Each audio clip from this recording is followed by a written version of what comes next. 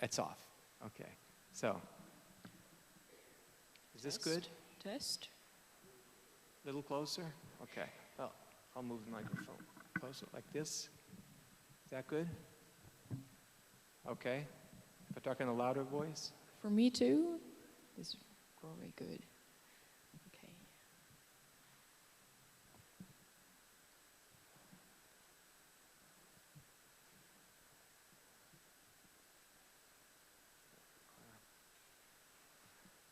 Ancora un paio di minuti e iniziamo.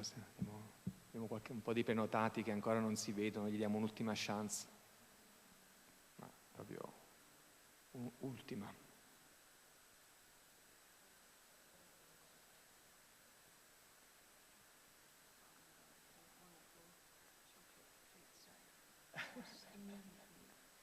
It's okay, you're behind the table. Yeah, okay.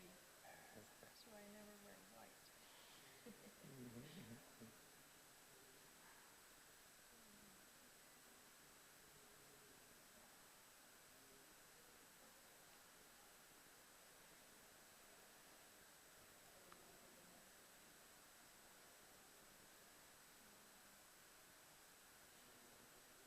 Come?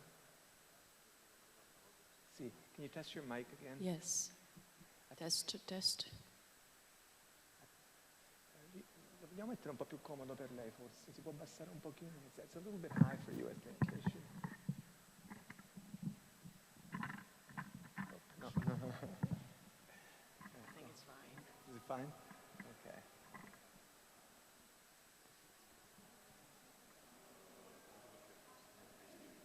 Come? Ok.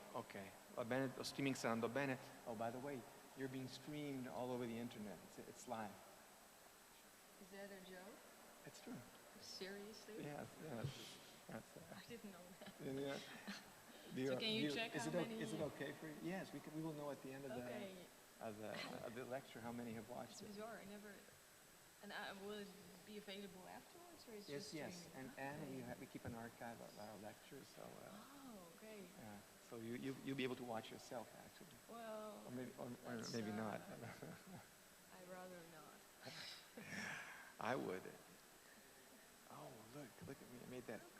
Look what I said. The joke I made. What Everybody was laughing. Okay, I think this is about time. Bene, allora, adesso che abbiamo messo i microfoni alla giusta distanza, siamo finalmente pronti. Io sono Federico Pool, uno dei curatori egittologi del Museo Egizio di Torino, ed è un grande piacere per me presentare oggi la conferenza della dottoressa Eva Mol. Eva Mol è docente all'Università di Leida, insegna archeologia, ha un percorso quindi di studi classici, ma che hanno intersecato l'egittologia in maniera estremamente interessante. In particolare è autrice di una monumentale tesi, direi, che è Egypt in Material and Mind, che indaga l'Egitto, il modo in cui l'Egitto è stato recepito nella cultura romana, in particolare a Pompei, quindi e in contesti domestici, quindi nelle abitazioni dei pompeiani, in cui compaiono questi dei egiziani o anche figure che non hanno una connotazione religiosa immediata, come possono essere delle coccodrilli o ippopotami. Ci sono vari modi in cui l'Egitto può manifestarsi nella decorazione di una casa pompeiana, e la lettura di queste immagini è complessa perché sono religiose, sono una forma di egittomania come quella ottocentesca, o sono qualcosa ancora di diverso, per cercare di decifrare, decostruire l'Egitto all'interno del repertorio decorativo e all'immaginario romano. Eva Mol ha messo in campo varie strategie che appunto lei ha elaborate in questa tesi, che ha recentemente vinto un premio come migliore tesi negli ultimi 2 anni, il premio dell'Istituto olandese a Roma, per la migliore tesi olandese su questioni riguardanti l'Italia. È stata questo lavoro per me personalmente, che ho avuto modo di averlo fra le mani mentre preparavo la mostra che qui la mostra sul Nilo a Pompei, che è qui al Museo Egizio fino agli inizi di settembre. Mentre la preparavo è stato di grande ispirazione per me, devo dire. Poi ho avuto il piacere invece di averla come collaboratrice, come curatrice ospite della nostra mostra, a cui ha contribuito in maniera significativa, e anche come autrice ancora del catalogo della mostra. Quindi è una bella e proficua collaborazione, i cui frutti ulteriori avremo stasera con la conferenza, che non vedo l'ora di ascoltare. Ok, bene, a te Eva. La conferenza sarà in inglese. Okay. Thank you very much, Federico, for this very nice and thorough introduction. I also want to thank Christian Greco, of course, for inviting me to speak here tonight. Am I clear, or should I speak up? Is it okay? It's clear for the audience, but not for the technical staff, so I will speak up a little bit. I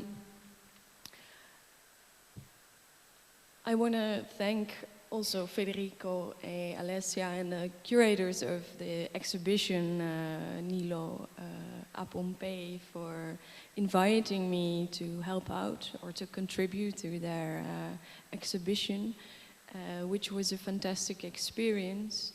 And also, well, because I learned so much about making exhibitions, but also because this mostra, this exhibition, is very unique. And I'm very proud to be a part of it, because there aren't any exhibitions that so nicely tell the story about what Egypt does in the Italian world, in the Roman world, how it traveled from Egypt to a different context. And it showed so well how this integrates that it actually, visiting the exhibition would almost make my talk tonight superfluous, but I will continue anyways. As Federico introduced, I did research to Egyptian objects in Pompeii, and I specialized in house context.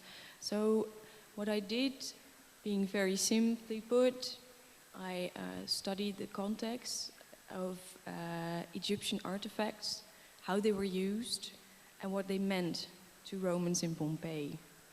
I was part of a larger research group called Cultural Innovation in a Globalizing Society, Egypt in the Roman World, which was directed by Dr. Michael John Versluis. It is finished last year.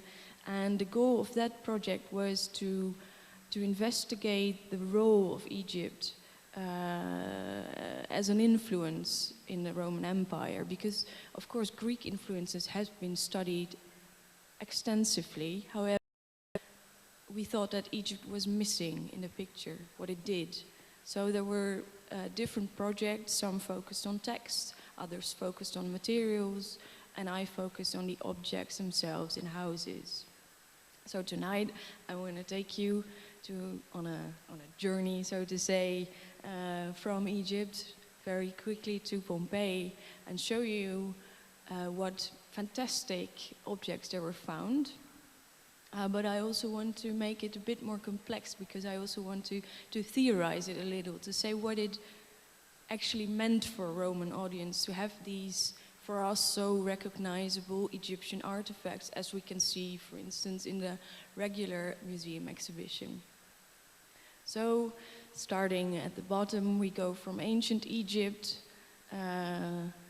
following the Nile up to the Mediterranean Sea. We have, of course, Roman Egypt, and we go to Egypt in Rome, which is a very, very different story than ancient Egypt and Roman Egypt. And it all starts Well, or it starts earlier, but it all extensifies the 1st century BC, when Egypt becomes a province of the Roman Empire. In 31 BC, when the Emperor Augustus has his victory over Mark Antony and annexes Egypt.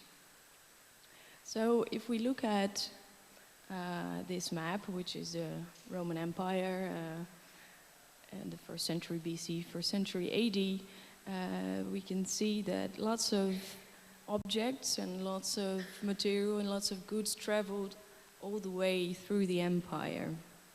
So grain from Egypt, slaves from Greece, they went everywhere. And this is the picture of the trade routes, that we can see how everything transferred in a much faster way, in a much easier way than before. And this is something the Roman Empire actually inspired. We could call it a modern form of globalization, where not only goods and objects, but also people and ideas as well traveled to a much higher level than before. So the question of how did Egyptian artifacts end up in Pompeii is a very easy one to answer. So this is not what we have to look for, because it was actually quite easy to obtain Egyptian material if one wanted it. And we see in Rome, for example, this is very, very well exemplified by many objects that you can see here. Imports of statues, such as sphinxes, and these were made for, or imported especially for the Isis sanctuary in Rome, the Iseum Campense, which was refurbished by Emperor Domitian in 80 AD. We see obelisks in Rome, of course. We see more obelisks in Rome than we can find in Egypt today. So lots and lots of things traveled. But not only were these objects, of course, imported, they were also recreated, which we can see, for example, at the Pyramid of Cestius, which was inspired by an Egyptian grave monument, but made by a Roman. How this is studied is, of course, also different than when Egypt is studied. And I want to tell a little bit about the background, because it started from research to foreign religions. With the first book, you can see La Religion Orientale from Cumont, which was, I think, published in 1909, which for the first time connected objects, so Egyptian objects in the Italian world, to Isis. And this was also studied for Pompei by Trentantin, Le Culte d'Isis à Pompei. You can see that the tradition is mainly French, and still is, but was also picked up by the university that I work for, the University of Leiden in the Netherlands, by Michael John Versluis, who actually, with his research, tried to make a difference between the objects that are found in Roman Italy, Egyptian objects, and the fact that they are religious. Because and you can see where it comes from if you look at the historiography, that it is very much based from the start as a research to ancient religion and the religion of Isis. However, Michael John Versluis in his book Nile into Tiber tried to argue that this is not a priori the case. This is not always, we should not assume that every object is something belonging to the Isis cult.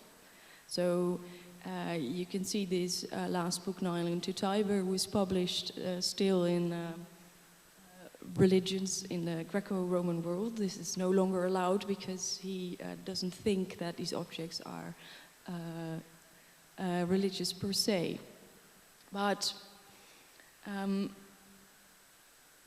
next to Rome, where we find these big elaborate monuments and these large obelisks and these fantastically imported statues, we have Pompeii, a smaller town in Campania, which also housed many, many objects that we call Egyptian, and by researchers called sort of subsumed under the category of Egyptiaca. So you can see it's many different objects. Most or many of them can be seen in the exhibition, such as the slab you can see at the top, a statue of Isis, which was found in the Isis temple in Pompeii. So lots of objects are connected to that Isis temple. But there are also lots of objects that were found in houses. And these are of a very varied, very eclectic nature as well. We can see jewelry, statuettes, paintings, and nilotic scenes.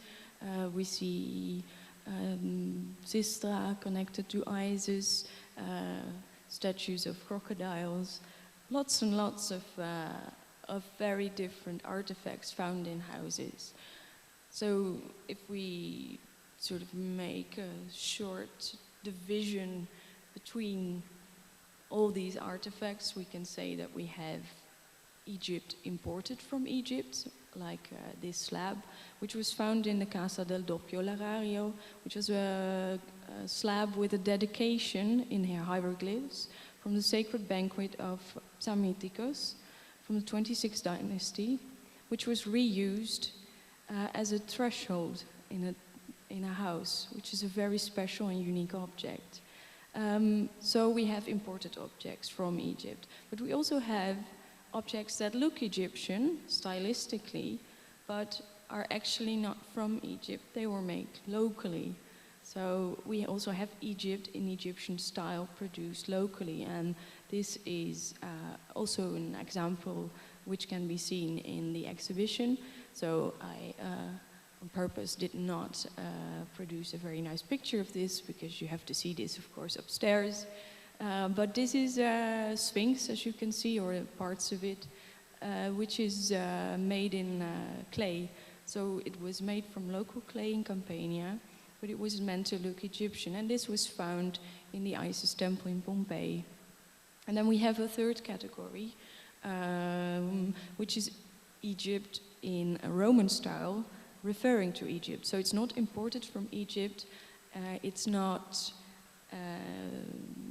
well, imitating an Egyptian or pharaonic style per se, but it content-wise refers to Egypt.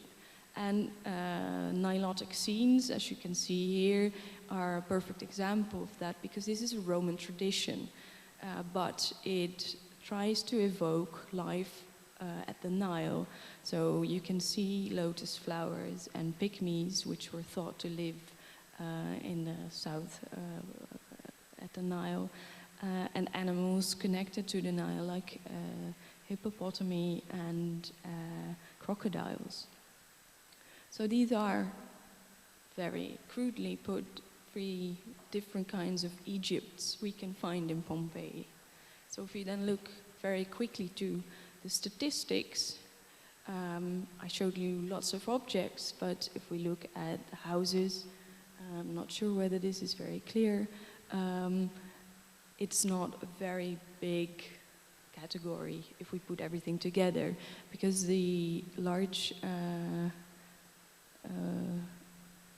slides shows the total of houses, and the lighter shows how many houses contained Egyptian artifacts. So in total, it's not that much.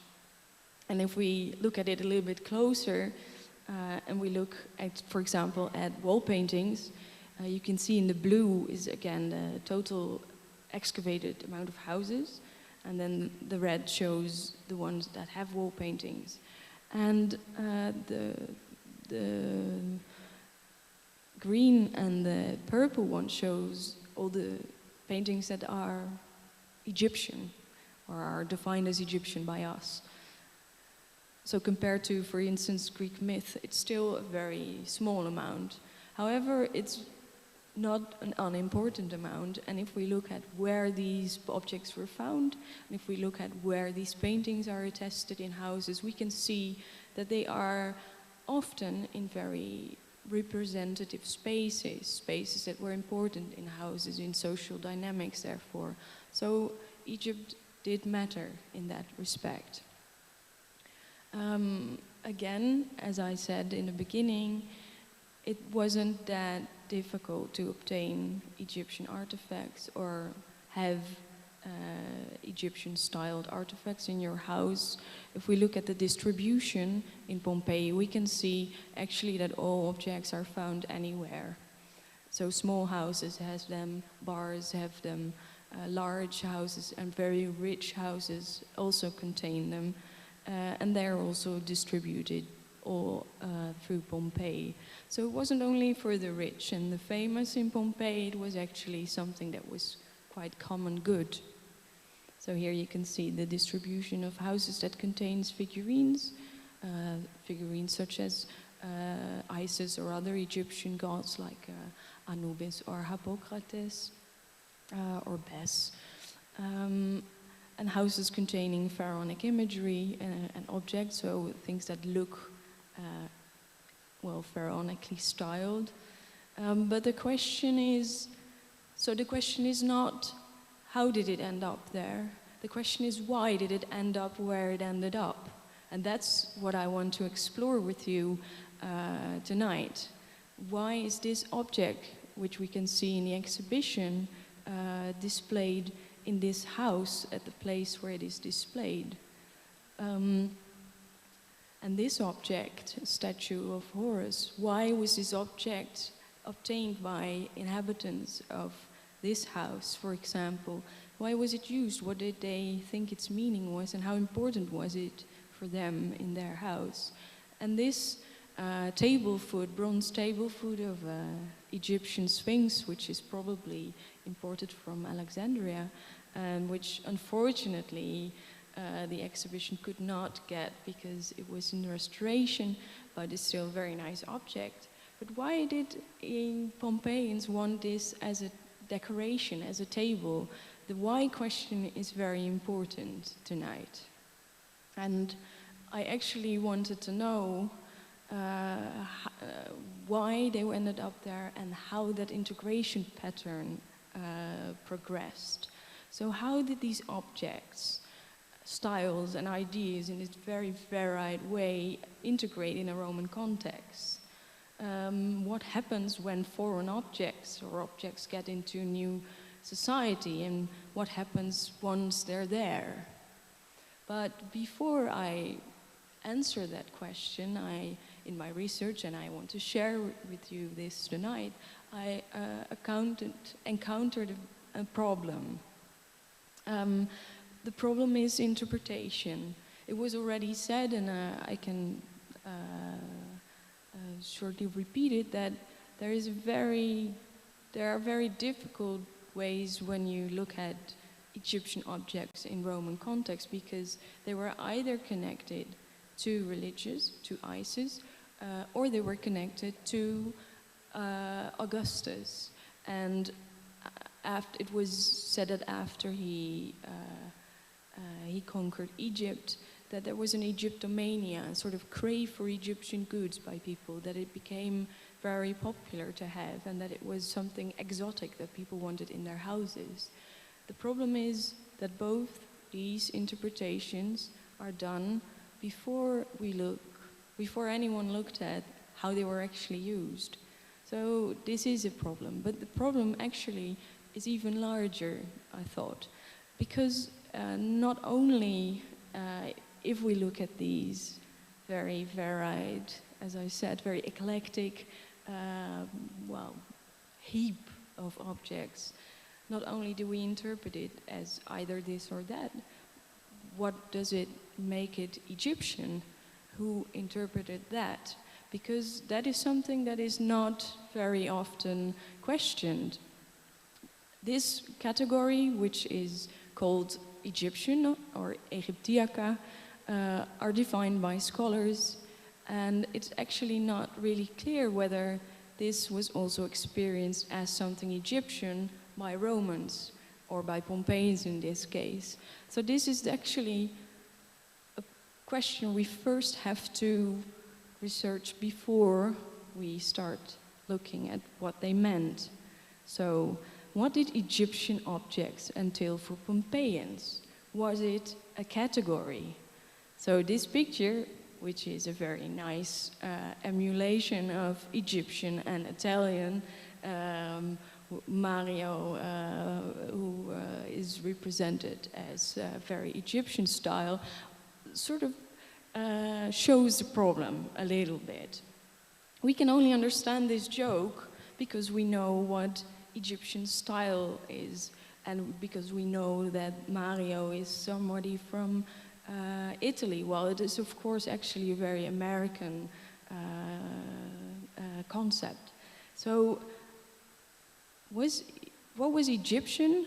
What were Egyptian objects for Romans? And I actually want to know whether it was a category. So I have to very briefly dive into a little theory here, but it will be very short, I promise, because I first want to know what is a category? How do we make categories? So how can we research how Romans made that category? Because we cannot assume, as I said, that they use the same as ours. So this looks scarier maybe than it is, but our brains categorize to understand things. If we wouldn't do this, we wouldn't be able to process anything. Consider how much time we spend with our eyes open and our brains constantly dealing with visual data that we have to understand. So we have to make sense of this, and that's why we categorize. Makes it easier, makes us easier to, well, go through life without having to interpret everything, such as that blue chair. We know it's a chair, so we can sort of first automatically see that it's a chair. We don't have to see, okay, this is an object that has 4 legs and it's blue and it has this and this feature. So it's actually meant to make life easier. But it's also very culturally based, and that makes it very interesting for our exploration tonight. So I didn't actually want to get over the idea that we should impose our own modern categories onto a Roman context, but we should actually look at how these networks, not bounded categories, but networks. How do objects function in that? How is meaning produced through this? And there are actually, within our concept-making brain, 2 things very important. One is similarity, and the other one is co-occurrence. This is very easily explained. Similarity, of course, if we see something that looks like something else, such as a cat or a panther, we produce a semantic link, and that's how we form a category.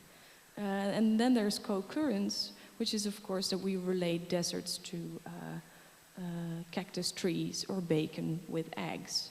Now, as you see already, this is very culturally based, because if you have never seen a panther in your life before, this will never become a relation, a semantic relation. So it will never be part of your category. Same goes for co-occurrence. If you're not used to eat your eggs with bacon, this will never be a link. So in this way, we have to remap everything that we see in Pompeii again. Before that, I produced a small research of our modern concept of Egypt, which I did in the Library of Amsterdam with lots of students, which I asked to name 10 things that reminded them of Egypt. So I just shouted Egypt, and they had to name me 10 immediate relations. And after they'd done that, I asked it again. So some of them said Tutankhamun, and I said, okay, if I name Tutankhamun, can you name me 10 things that relate to that? So in this way, I created a semantic network of the concept, the modern concept of Egypt, which is of course only done on the basis for students. It was also made in 2014, so you can see that a concept like Sisi and the Muslim Brothers were they were part of the news, so they popped up. I don't think they would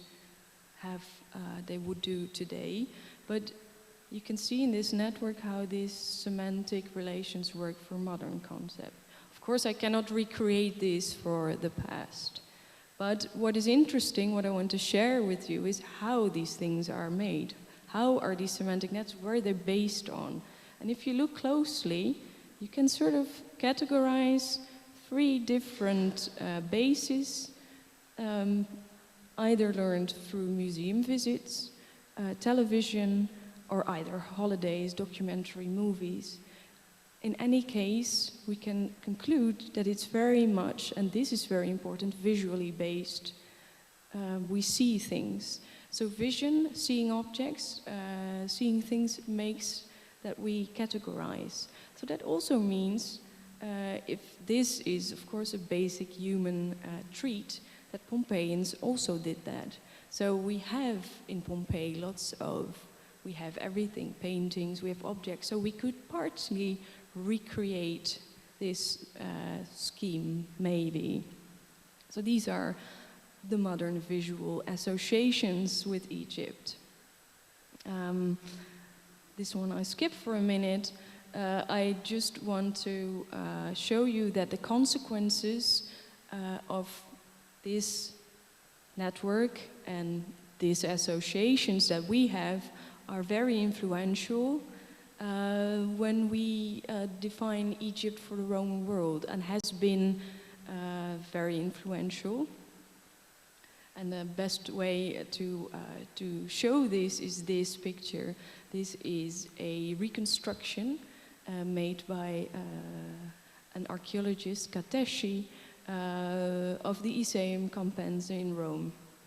So as you can see, it's a full-fledged Egyptian temple, as we could also encounter in Egypt, in Luxor, for instance. But it's actually very far removed from what the Iseum Compensa probably looked like, because we do not have remains preserved. But if we look at how Roman sanctuaries dedicated to Isis appear in the Roman world, outside Egypt there is no such temple as this. So the idea that or modern image created, influenced us a lot, and that's the point I want to make. We project very often what we know from everything, how we learned it, to a different context, and that's something we have to overcome. So for the rest of the talk, I will try to remap Egypt in Pompeii, and I of course also want to show many nice objects that were found, and I want to guide you through this by 4 case studies. One you've already seen, the marble statue of a sphinx. So I want to explore sphinxes and the concept in Pompeii. I also want to look at Egyptianizing wall paintings that are found in Pompeii. The statue of Bes you see below is one of the case studies, and I end with that wonderful statue, alabaster statue of Horus that was found in one of the houses. So the first case study, the Sphinx in Pompeii, is very interesting in terms of style and concepts and the network we've seen, and very, I think, enlightening when we regard the meaning of Egypt in Pompeii. So sphinxes, of course, they come in a variety of ways, both stylistically and their background stories, but we can very roughly divide them into the Egyptian Sphinx, of course, which looks very different from the Greek Sphinx. So the Egyptian Sphinx is male, he wears a namas, he's lying down, while the Greek Sphinx usually sits, is female, so has breasts and also has wings. So that's the basic division, and both types and also mixtures of these are found in Pompeii, in wall paintings and in statues. So this wonderful statue again, found in the house of Octavius Quartio. For the first time ever, I think this statue is displayed with all the other statues that were found in this house. This has I don't think that ever occurred before. So for the first time we can see a whole context where Egypt is part of, which is one of the many things why this exhibition is so special. But this Sphinx has a story which very much links to the idea of Egypt and the problems with that I explained before, because when this was found in the house of Octavius Quartio, and you can see part of the garden here, the house was actually, most part of the house was a garden which was very luxuriously decorated with fountains and paintings, but mostly with statues, which you can see here, and the Sphinx was one of them. When this was found, the archaeologist della actually interpreted the whole context, and I have to show this. It's not very clear, but this was a canal with water. And all these marble statues you can see were alongside this Nile, alongside this canal. And here was a what we call biclinium, where people could dine. So it was actually a very nice, luxurious, lustrous place to relax and have cena. But when it was excavated, because of this Sphinx, the whole canal was interpreted as a representation of the Nile. So you can see the power of Egypt and the power of Egyptian style in archaeological interpretations. So if we look at this again and we look at, well, what was visually available for Pompeians to interpret that statue and give it a place, it's actually not strange that we find it here. Actually, it makes much sense, but only from a very local Pompeian tradition. We can see all these marble statues, which are sometimes fountains, but they are next to the water, and they're all made of marble. And actually, the Sphinx does not really look very exotic if you look at all the statuettes displayed along this. So the Sphinx was actually very much part of a tradition of these marble statues that were used as fountains or placed alongside water. And when we look at wall paintings specifically, we can see this very well, because there is quite a long-lasting and popular tradition of painting. So we have to move to painting, which are found in many houses, where there was a very popular tradition of depicting sphinxes in multiple styles. So Egyptian, which you can also see upstairs in the Casa del Bracciale d'Oro, but also Greek and mixtures. But they have two things in common, all these depictions on paintings. They are all painted as to resemble marble statues of sphinxes, and they were all, without any exclusion, depicted near water features. So they were either fountains, or they were depicted next to fountains, or next to real existing water features. So, and this is, here you can see it in context in a house. This is also, this is Casa del Centenario in Pompei, and here was also similar to the Octavius Quartio water feature where you could dine. So here we can see the marble Sphinx statue, which is a fountain. Here you can see its wings and it's seated. But we can now actually see that the statue is not out of place at all. It's actually part of a very Roman tradition. So it's not exotic, and it's probably also not Isaic in nature. It's something truly Pompeian. This can also be said maybe for this object, which I also showed before. This is a bronze sphinx, table foot, also in an Egyptian style. So it was part of a table, and the marble table was placed on top. And it was found in the Castle dell'Ara Massima, which was not a very large house, actually quite modest, but they obtained this, this very nice object, which was probably quite valuable. It's called the Castle dell'Ara Massimo because there was a very big altar painted, and there are very many Roman deities displayed. And when this house is described, often, not always I must say, but often it's called that it has very many influences of Egyptian deities, such as Isaac and then the rest of the Roman gods, while Isis does not form part of the painting, the altar painting. That's only because this object was found there. So there's again that sort of automatic link to religion, which I think is presumptuous. So if we look at this table foot, was it out of place? Was it exotic in where it was found? And again, we can say that it was not, that it was, again, part of a very local tradition. And this tradition is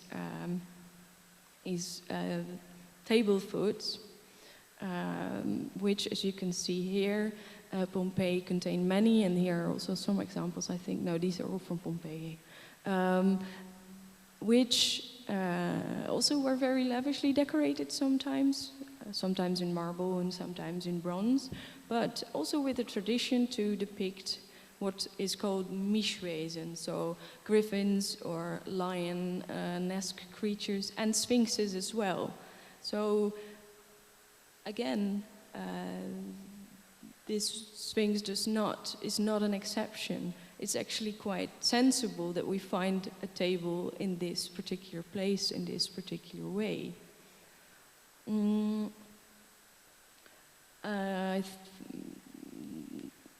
I think I'm going to skip this one and go to our next case study, because there's a bit more to go. So I want to go to wall painting style now that we have deconstructed the Egyptian Sphinx in Pompeii.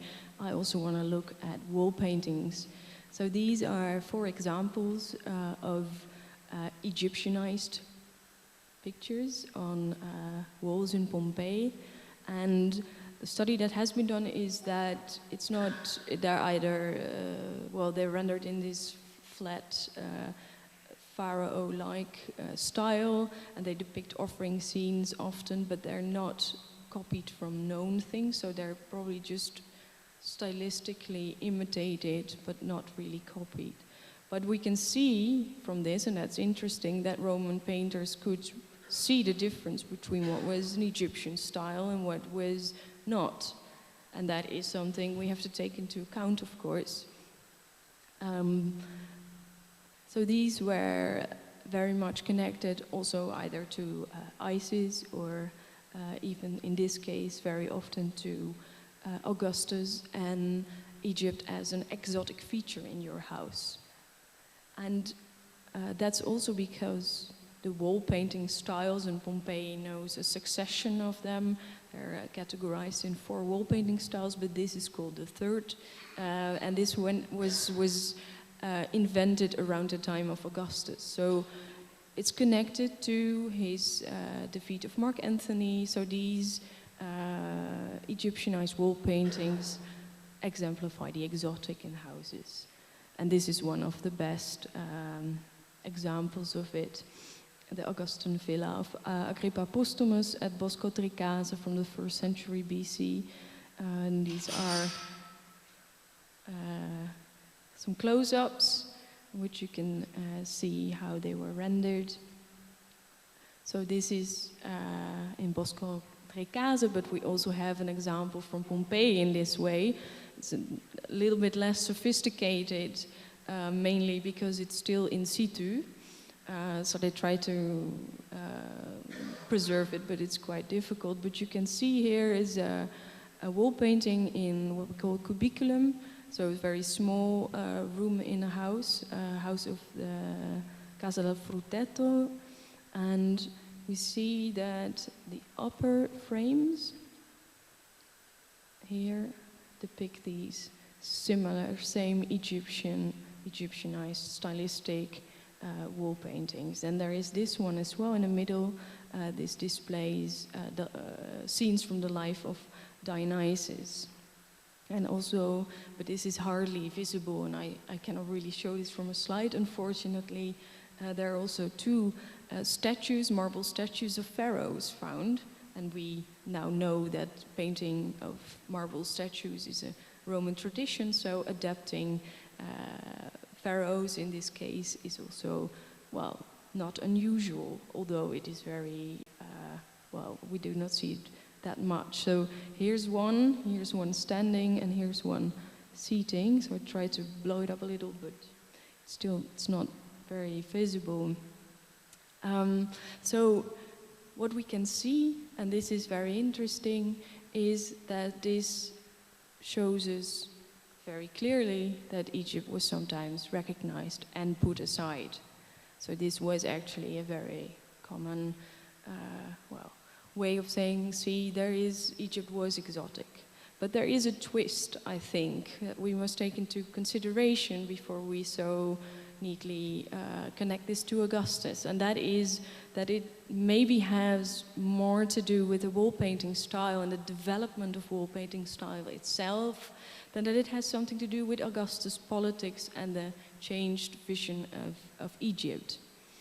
For this, the change in wall painting style in this period was that suddenly from the previous wall painting style, that's the second, the third had architectural frames and features, which you can see very nicely here in these squares where Dionysus and Egyptian figures are depicted. But what we know from how wall painting style functioned is that it had to create an illusion. It had to create more than the room, but actually more than the real life world. So it was a fantasy world, but in order for that fantasy world to be experienced as such, it had to look realistic. So it couldn't be completely fantastic. So therefore you also see these rendering of birds that show very well a realistic scene. So to make the fantastic possible, it had to be rendered in a realistic style. So displaying something Egyptian as a style in the reality of the scene was impossible because it wouldn't have functioned. But then the twist is this. This is not just because of Egypt, this has to do with style and the playing with style in this development. And the Villa della Farnesina, which is found in Rome, really shows this very well, because this is also a third style and a very early one. And here we see the same thing happening. We see architectural features that display a very different style, but in this case not Egypt, but archaic Greek. So the square features display archaic Greek scenes that we also find on Lekitoi, but the interesting thing is that they start playing with different styles and that it has not so much to do with the changed vision of Egypt. So the third case study I want to dive into is Bes, because Bes, well, it's one of my favorite objects. I remember when a few of these objects were shipped from the museum in Naples to this exhibition. A couple of the Egyptologists sort of, well, they tried to muffle it away, but sort of said, qu'est-ce qui vaut? Because, well, I know they look very different from what is, well, from the nice lions or the other statues, but I really grow fond of these very much. So these are statues of Bes. The other one, so with the feathers, and here is some of one of Tapateko. They're both Egyptian gods. They're not really part of an official cult in Egypt, but they were, well, they were very popular in houses, and this we also found in Pompeii. They're about 50 centimeters high, and they're found in different contexts. Again, both rich and modest houses have them, so they were probably not very difficult to obtain, and you can also see they have a very nice blue greenish glaze, which makes them very special.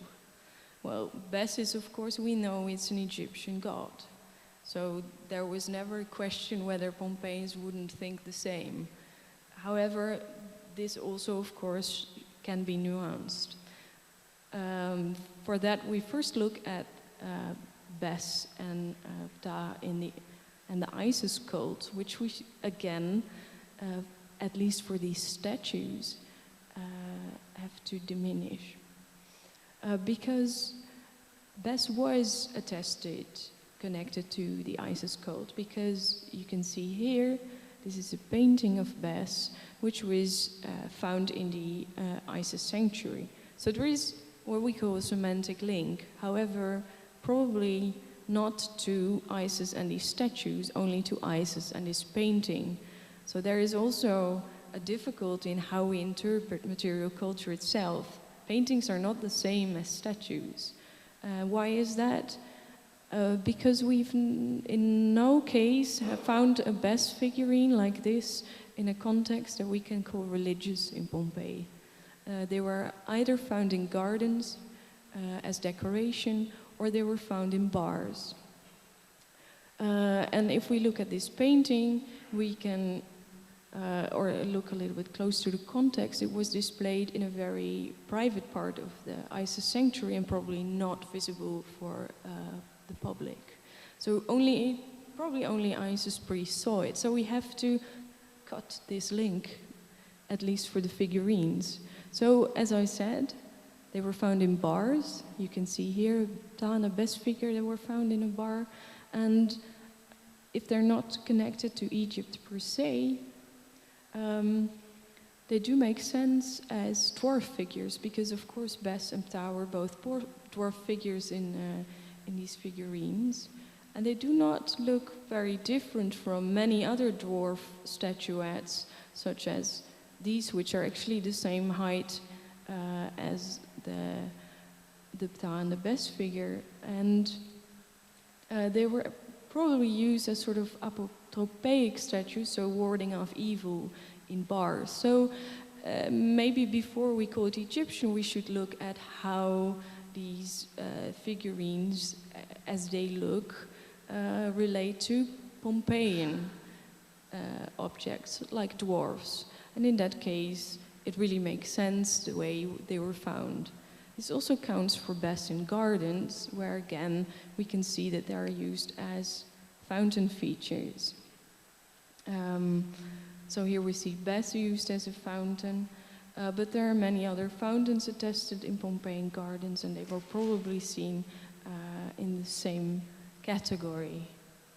What makes this one very interesting, this Bes figurine and the whole category of Bes figurines, is that they belong to a larger category of glazed figurines, of which some of them are also upstairs.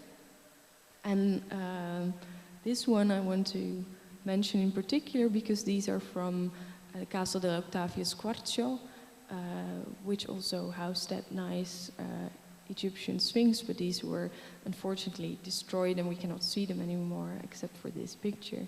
But what's the funny thing about, or the interesting thing about these, is that many of them, as chemical analysis showed, are imported from Egypt because they were made near Memphis in Egypt. So they could obtain them, but they recognized them not per se as Egyptian, but as dwarf figurines or as fountains. So that makes a nuance in our Egyptian discussion. And actually, especially for those statues that are found in gardens, they are always found as a group. And they are often contain crocodiles and best figures or other animals when they're grouped together. So why is this? Because when they grouped together, we could say that there was some concept of Egypt present, but where did that come from? Well, a likely candidate, again, is one I showed before, the nilotic scenes that display the life at the Nile, which are found very often in many houses. But it contain, and they are an older tradition than the best statuettes, but they also contain dwarf figures and crocodiles and animals. So probably it was recognized as such and used as such. And as we look at this figurine of Ptah and some of the pygmies in Pompeian scenes, and they're not always nilotic, there are also pygmies in other contexts, we can see that this might be sensible again. So here, I think I'm going to skip through the network analysis, but I just wanted to show you that I made my own semantic networks. From this, I want to go to a last bit of the presentation and the last case study, which is the Horus statue, which I do not want to deprive because it is a very nice, beautiful statue. It was 42 centimeters high, and it was found in a house in Pompeii, which is very carefully studied. So we have lots of contextual information from this statue. And it's so unique that we do not know for sure whether it was imported from Egypt or that it was made locally. Alabaster was available also in Italy, so it could be both. But the intriguing fact about this statue is that it is no Horus statue in this way, with his falcon head, and his name is found in Roman Italy. There's only one other example, which was found in Rome, but this is unique.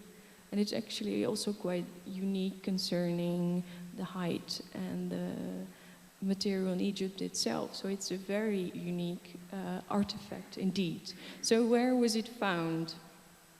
Because this last case study, I also want to show you the social dimension of how these objects were perceived and used. It was found in a house shrine, and this house shrine was completely devoted to Isis, which we can see in the corner of this house, actually in the peristelium, so the private courtyard of the house, and one corner we can see, or it's not that clear, but we can see here Egyptian deities. Here's Isis, here's Anubis, and here's Serapis, and on the other corner, so here, we can see some attributes connected to the Isis cult. So there's one whole shrine devoted to Isis, and that contains also a very unique statue. So in this case, we can make, of course, the assumption that Egypt was a concept, that Egypt was used on purpose to show something. But again, it should be seen in the whole context of the house, and the house contains more clues to how it was used and perceived. The first interesting thing is that there was another house shrine just across from this one, and this house shrine, which you can see here, had bronze statues, figurines of deities as well, but these were all very, well, we call the traditional Roman deities. So we have Juno, Minerva, and Jupiter. So we have a sort of juxtaposition of Roman versus Egyptian. So finally we have our nice example that we see that it was used as such. However, this is so unique, never have we found a situation like this. So this is always used as an example, but it's actually quite a unique situation, because statuettes of Isis were mainly found together with all other Roman deities in Roman house shrines. So it was quite normal to see Jupiter with Isis. So there is another explanation for why they separated these shrines than that they made the distinction between Egypt and Roman. And if we look at the house, we can clearly see this, because the house shows very interesting things concerning their investment and in their social status, connected to decoration. The first is that, and I talked about styles before, that there is a wall painting style, which was the very first one, which dates from 200 BC, and this house is from the 1st century BC, AD, but it contains this remains of this very first wall painting style. And why? Because they preserved it. They actually wanted this first style, and it's called incrustation style, and you can see it here. They wanted to preserve it, so they invested time to, make this first and sort of antique wall painting style appear in their rooms as decoration. Secondly, what this house has is the largest collection of marbles that were ever found in a Pompeian house. So they have an enormous amount of statues in the very same courtyard where the Isis sanctuary was found, and they were all marbles. So they also made a separation in that part of the garden. And among those remains, and this makes it even more fascinating, was an attic grave relief, which is dated to the 4th century BC. So they also imported Greek objects, which were actually antique as well. So probably the owners of the house had a very, we kind of say that they had a hobby. And in this way, we can see the object of Horus in a different perspective than just being exotic. It actually was a very integrated part, maybe, of the social dynamics of the house, of what the owners wanted to display, how they wanted to show their identity. And this is also shown by the floors, which has very many foreign imported marbles in their decoration, and they even have, which you can see here, obsidian implanted on the walls, made as mirrors. So this whole house does something very peculiar, actually. So these 4 case studies showed, I think, very clearly that there are many different ways that Egypt integrated. And to end, and I don't think, I'm not sure whether Italy knows the same integration as it does in the Netherlands, but we have a tradition of Buddha statues in the Netherlands, so probably it's also, you can also buy here Buddha statues. This is, of course, a sort of oriental god that was very, in the 50s it became popular to have this in your house, and then it was exotic because it was from the East, and often they were displayed in museums, or they were considered something very luxurious and exotic to decorate your house. So there is I wanted to show a sort of modern parallel to how this integration pattern works. So this is the first stage, maybe, and we can sort of envision that this is maybe also the next step for many of the statues that we've seen, such as those of Bes, and maybe even that of Horus. So when it was first considered something exotic and something from the East, connected to the East and only seen as Eastern, this changed. Because in the Netherlands it became a very popular tradition of buying these statues for well, only €6 or €3.50 to decorate your garden. So it became sort of a common good to have this formerly exotic statue now mass-produced in the Netherlands to adorn your garden. And it was, I think, until only a couple of years ago, very fashionable to have these Buddha statues in your garden. So this is a connection that we made with Buddha statues that is only made in our own modern world, but it's a very strong connection. But we don't see that connected to Buddhism in the East. And then there's a next step, the final one, where we can see that the Buddha integrates in European society again in different ways, because it has more connections than just exotic or gardens. It's now used as, well, sometimes the picture above shows in religious context because we know more about Buddhism, but it also because we have, well, through this integration pattern received much more links, semantic links to this statue. Because we know about Buddhism, we link statues to vegetarianism or health. And now we can see that these Buddha statues become popular in fitness rooms. So this is a modern parallel of what also could have happened in places like Pompeii, where the foreign was embraced and became the self. So to end the lecture, we can see the statue of Horus in getting more links, and it slowly integrates. But therefore, and that is, I think, a nice way to end this, therefore, not because it was exotic per se or religious per se, but therefore the Egyptian, and maybe because it wasn't experienced as Egyptian, the Egyptian became a very integrated part of the Roman world. Thank you.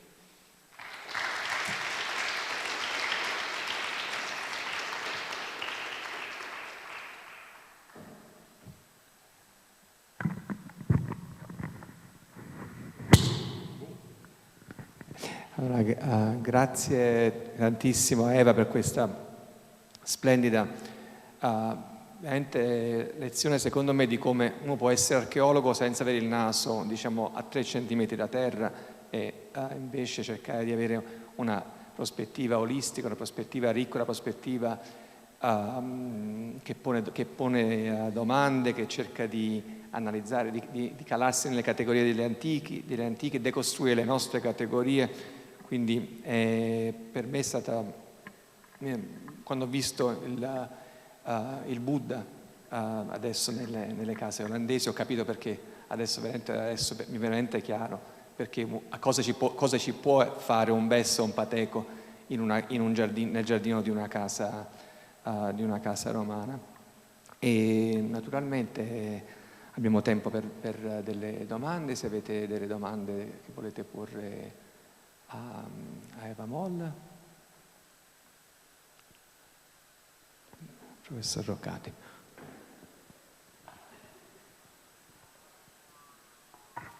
First, I'd like to thank you for this quite convincing presentation of the problems. And anyhow, I quite agree with you. The only observation is that like in ancient Pompeii and in modern Netherlands, you have at the back living worlds. That's the difference from modern Egyptology.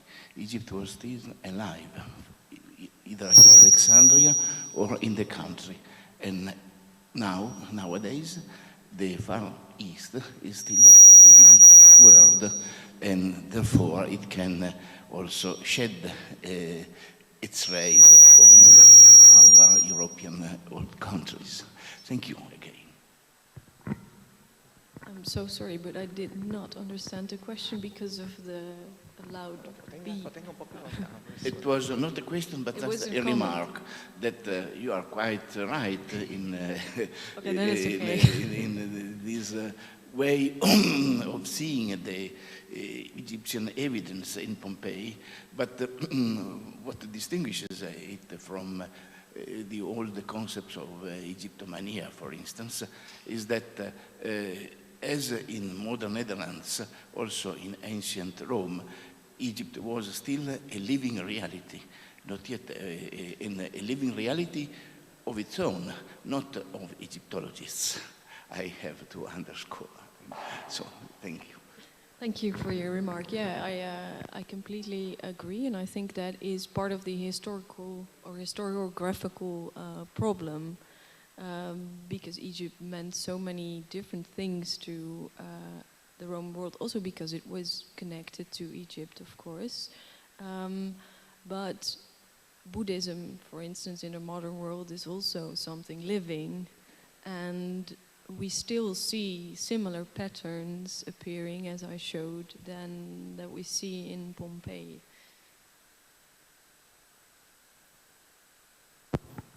Ci sono altre domande?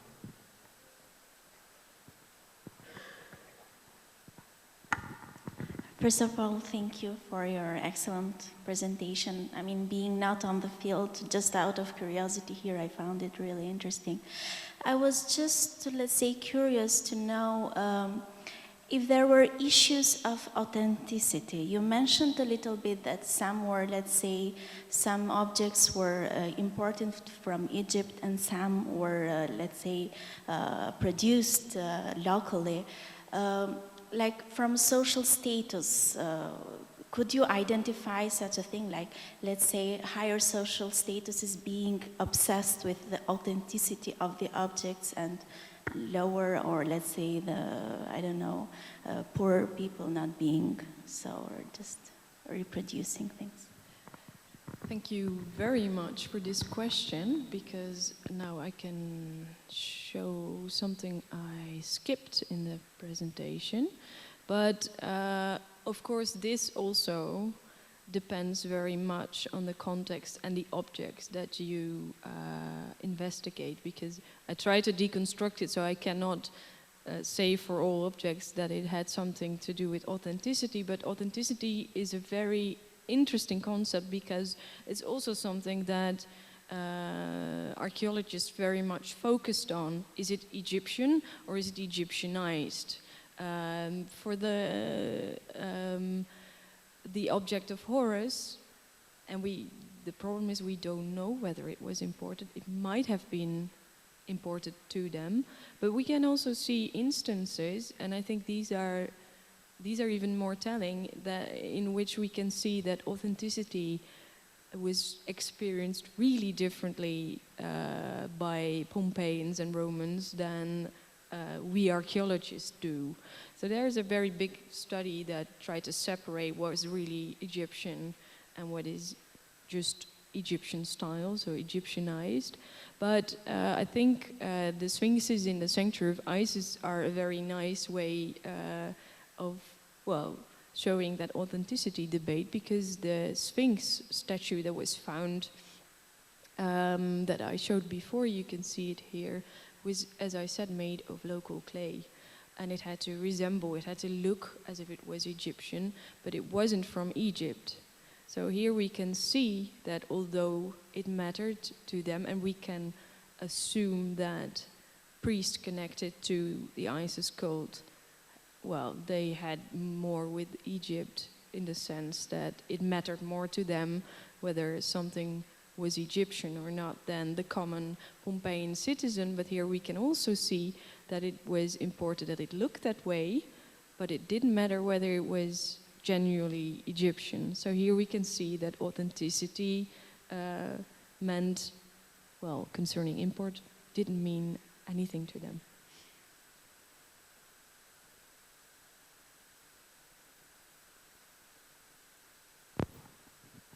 Allora, se non ci sono altre domande, vorrei farne una io. I have one question that is more general about Pompeian houses in general, and it's especially relevant. It concerns the Bracciale d'Oro, the House of the Golden Bracelet, but not just that one. It's something I'm curious about. I don't know if you have the answer to this, and it's not even strictly about Egypt, but it's about Pompeii. And it's so you have in the Bracciale d'Oro you have a labrum, which is a water basin that is painted on the wall, and in the context of a garden. We know that that room faced onto a real garden, and this is very common in Pompeian house decoration. You have the real garden, and the painted garden on the wall that kind of almost reflects or echoes or expands the real garden, almost as if the wall wasn't there. It was one continuous nature. And then we have real labra of marble from Pompeii. We have the marble sphinx from the house of Octavius Quartio. We also have the marble sphinxes painted on the wall. What I was wondering is if, to any extent, when they painted something on the wall, it was conceivable that in the decoration they would also have the same element in the garden, the statue or the basin, the labrum. If there was any kind of interplay, as far as you know. I know it's difficult to say because of the way Pompeii has been excavated, but I've never found any example of this. I have a certain knowledge of Pompeii, and I don't remember ever seeing any real element reflected in the decoration of the wall. Do you think that was part of the house decoration in Pompeii at all? Did you ever stumble across something like that? Well, it depends on which objects again, but you can see things that are clearly copied from real gardens is the garden fences, for instance, that kind of things. But in the end, the wall painting was meant not to reflect daily life, but to extend daily life, and that is what you see mostly reflected on those walls. So they resemble what's present, so they resemble plants that we can find in Campania, which resembles objects that we can find in Pompeii, but they're a bit bigger or a bit more lavish, or concerning plants, a bit more flowers than they would usually have. So of course they had to be, as I said, experienced as possibly real, but they could of course play with it for their own benefit. All right, thank you very much for your answer and for this wonderful lecture. And so again, thanks for all of us, and we were delighted to have you here. Ok, ringraziamo la dottoressa Mol. Thank you very much.